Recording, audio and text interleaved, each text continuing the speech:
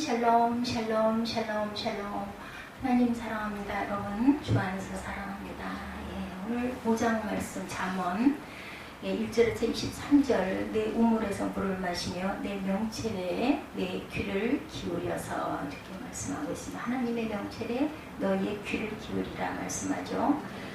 세속은 자신의 생각의 기준으로 옳고 그름을 판단합니다. 자기 지와 분별력으로 산다 하지만 독창적이지 않고 시대 풍조의 영향을 많이 받습니다. 그런데 성경은 언약 부모에게서 상속한 지와 분별력을 기준으로 살아라 훈계하고 있어요. 1절에 보면 내 아들아 내 지혜에 주의하며 내 명철에 내 귀를 기울여라.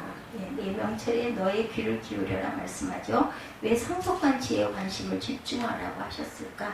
근신을 지키며 내 입술로 지식을 지키도록 하라. 2절에 그럽니다. 근신은 사력 있다라는 뜻을 갖고 있어요. 근신을 지키며 내 입술로 지식을 지키도록 하라. 입술이 지키는 지식은 신앙 고백이죠. 신앙을 훼손하지 않고 수호하도록 상속한 지혜와 명철을 사력 있게 의지하라는 의미로 우리가 이해할 수가 있습니다. 잠언에서 언약 부모의 지혜와 명철을 버리고 떠나도록 유혹하는 존재 음녀입니다. 아내가 언약 배우자라면 음녀는 언약 배반자이자 언약 배반을 부추기는 그 유혹자라는 거죠.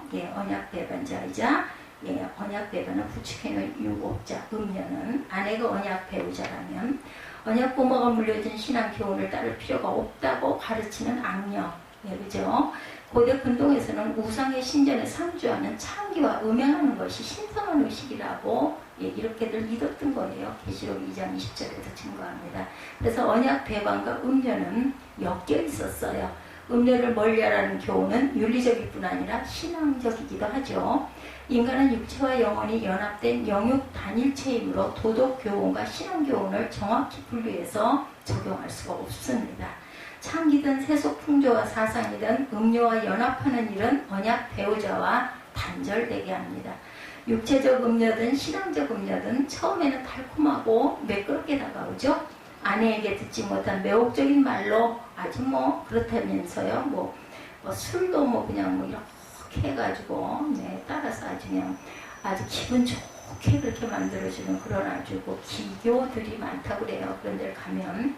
그래서 3절에 보면 대저 음녀의 입술은 꿀을 떨어뜨린다 이렇게 말씀합니다. 그 입은 기름보다 매끄럽다. 아담의 타락 후에 인류는 하나님의 대적자로 태어났어요. 태생적으로 성경 교훈에 대해서는 반감을 가지죠. 반성경 사상에 대해서는 호감을 보입니다. 음녀 쪽으로 기울어진 채 태어났기 때문이죠. 성경이 금한 일에 더 쾌감을 느끼고 불신자와의 교제에서 더 달콤함을 느낍니다. 그런데 음녀는 나중에 요구의 정체를 드러내죠. 탕무파탈의 정체, 요구의 정체를 드러내. 나중은 쑥같이 쓰다.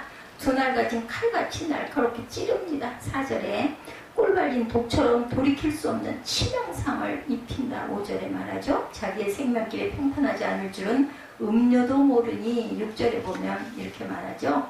그는 생명의 파탄길을 다 평탄한 길을 찾지 못하며 자기 길이 든든하지 못하여도 그것을 깨달지 못하느니라. 불쌍한 거죠.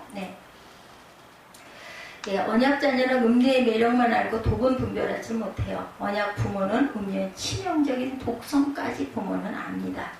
7, 8절에 보면 그런즉 아들들아 나를 들으며 내 입의 말을 버리지 말고 내 길을 그에게서 멀리하라. 그 집 문에도 가까이 가지 말라고 말씀합니다. 부모님들이 부모와 음녀와 동행하지 못하도록 교제를 금지시킬 뿐 아니라 집 문 근처에도 가지 말아라. 언약 자녀의 자유를 너무 통제하는 것 같이 들리지만 신약의 교훈도 똑같습니다. 가능한 모든 융합 평화라고 교훈하죠. 로마서 12장 18절에 보면 이단에 속한 자만큼은 한두 번 훈계한 후에 멀리하라 이렇게 명령합니다. 디도서 3장 10절이죠. 이단자는 언약 배반자나 유사한 언약 집단입니다. 성경은 화평을 추구하나 음녀는 단호히 배척합니다. 음녀까지 포용하는 것은 성경의 교훈을 상속한 신앙이 아니죠. 음녀를 가까이 할수록 언약 배우자에게서 멀어집니다. 그래서 언약 부모는 정신을 무장시키기도 합니다. 9절에 두렵건대 내 존용이 남에게 잃어버리게 되면 내 수완이 잠포자에게 빼앗기게 될까 하노라 말씀합니다. 음료는 영예와 세월을 낭비하게 합니다. 두렵건대 타인이 내 재물로 충족하게 되며 내 수고한 것이 외인의 집에 있게 될까 하노라 10절에 말씀하죠. 음료는 쌓은 재산과 수고도 헛되게 합니다. 두렵건대 마지막에 이르러 내 몸, 내 육체가 쇠퇴할 때가 있어서 내가 한탄할 것이다. 11절에 음료는 육체까지 망치며 절망적인 탄식만 남기게 됩니다. 음료에게 치명상을 입은 후에는 어리석은 자도 깨달죠. 내가 어찌하여 훈계를 싫어하며 내 마음의 부지런함을 가벼이 여기고 내 선생의 목소리를 청종하지 아니하며 나를 가르치는 이에게 귀를 기울이지 아니하였던고 많은 무리들이 모인 중에서 모든 악에 거의 빠지게 되었느라 12절에서 14절에 보면 이렇게 한탄을 합니다. 내가 어찌하여 훈계를 싫어하며 내 마음의 부지런함을 가벼이 여기고 내 선생의 목소리를 청종하지 아니하며 나를 가르치는 이에게 귀를 기울이지 아니하였던고 많은 무리들이 모인 중에서 큰 악에 빠지게 되었노라 하게 될까 염려하노라 이렇게 말씀하고 있어요. 언약 말씀으로 지도자는 부모 세대 모두 언약 스승입니다. 언약 자녀는 이미 언약 공동체에 속했기 때문에 모든 신령한 복을 값없이 누릴 수가 있어요. 그런데도 왜 음료에 홀려 재앙을 겪고 한탄하는 길을 택했을까? 음료를 탓하기 전에 말씀 훈계를 무시한 자기를 탓해야 합니다. 언약 스승이 전수한 지혜와 분별력을 버리고 세속사성과 풍조에 물든 자기 지혜와 분별력을 따랐고 음료의 매력에 홀려 상속한 신앙을 떠난 탓이죠.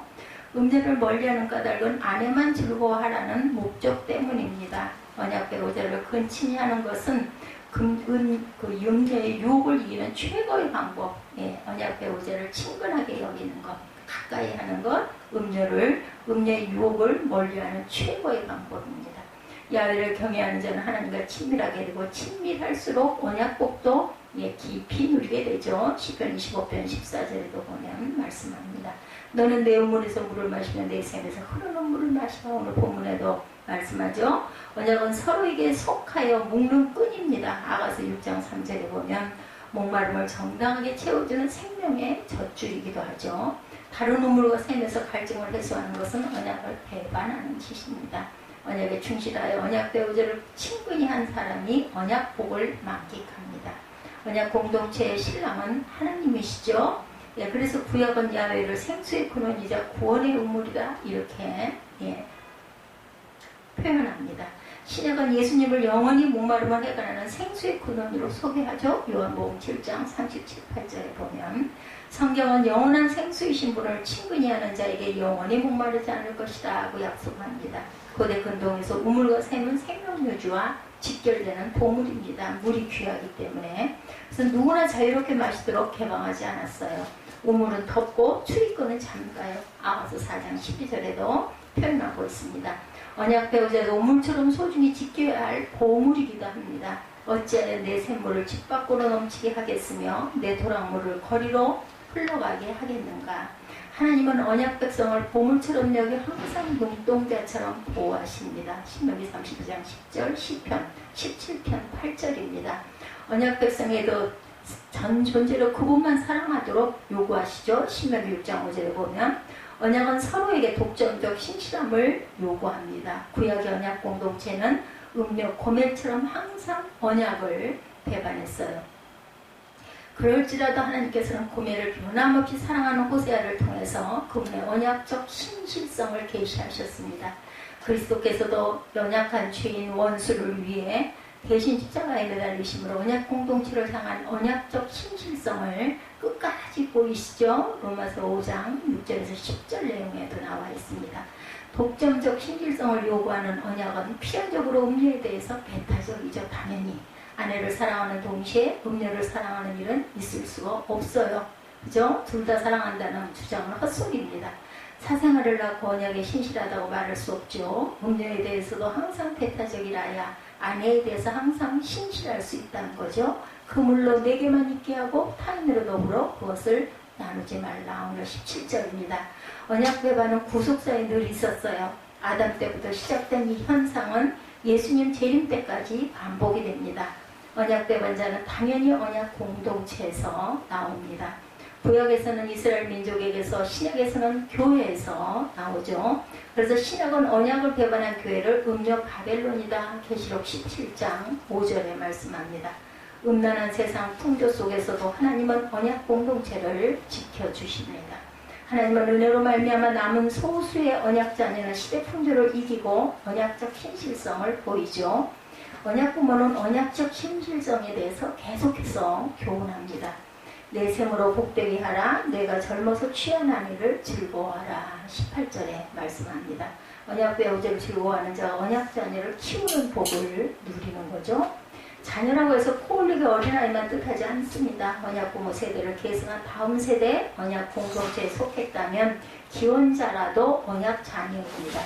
하나님은 구속하신 언약 백성을 젊을 때 취한 신부로 여기시고 무척 즐거워하십니다. 이레미야 2장 2절입니다.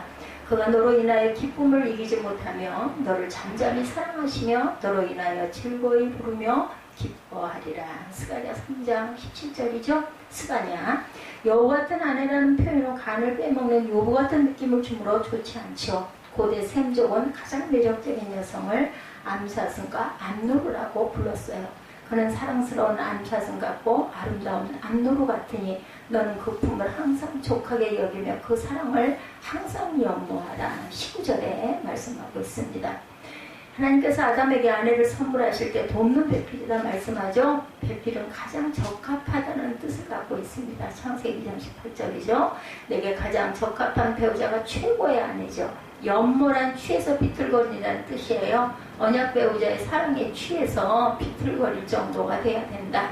취해 있는 동안에는 행실이 비록 여우 같더라도 사랑스러운 암사슴으로 보입니다. 성령이 취해 있는 동안에는 왼수 같은 배우자도 아름다운 암노루로 보인다라는 거죠. 에베소 5장 18절이죠. 말짱한 정신으로 따지고 단점을 지적하고 못마땅해 하고 실증을 내기 시작하면 마음이 음녀에게 기울었다라는 거죠. 말짱한 정신은 사실상 죄에 취한 타락한 정신이기 때문입니다. 20절에 내 아들아 어찌하여 음녀를 연모하겠으며 어찌하여 이방 계집의 가슴을 안겠느냐. 음녀는 언약 백성이라는 정체성을 버린 사람이에요. 그래서 애초에 언약과 상관없는 이방 계집으로 불립니다.